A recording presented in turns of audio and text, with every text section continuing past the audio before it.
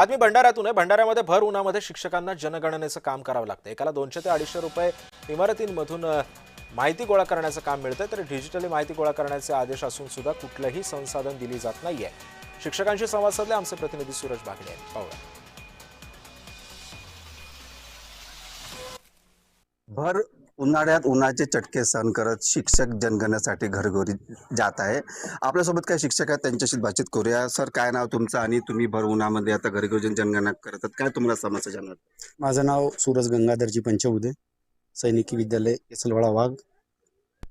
तर ह्या लखलखत्या उन्हामध्ये आमच्याकडे जो शासनाने हा काम सोपवला आहे, जनगणना 2027, त्या कामामध्ये आम्ही आपल्या गावाला भेट दिलं असता आम्हाला इथले जे स्थानिक लेवलचे सरपंच किंवा ग्रामपंचायतच्या चपराशी तलाठी यांचे सहकार्य लाभणे खूप महत्त्वाचे होतं.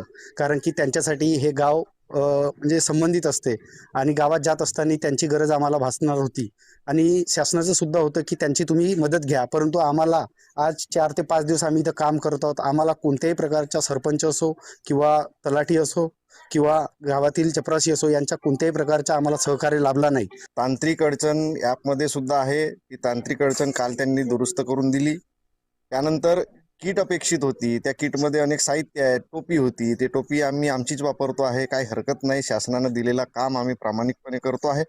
पण या गोष्टीकडे शासनाचं आणि नियोजनकर्त्यांचं अक्षरशः दुर्लक्ष आहे आणि रखरखत्या उन्हामध्ये आम्हाला स्वतःचे साहित्य घेऊन आपलं काम आम्ही चोखपणे बजावत आहोत. भर उन्हात शिक्षक जे आहेत ते चटके सहन करत जनगणना करीत आहेत. व्हिडिओ जर्नलिस्ट रितेश कांबळेसह सूरज बागडे, जय महाराष्ट्र न्यूज, भंडारा.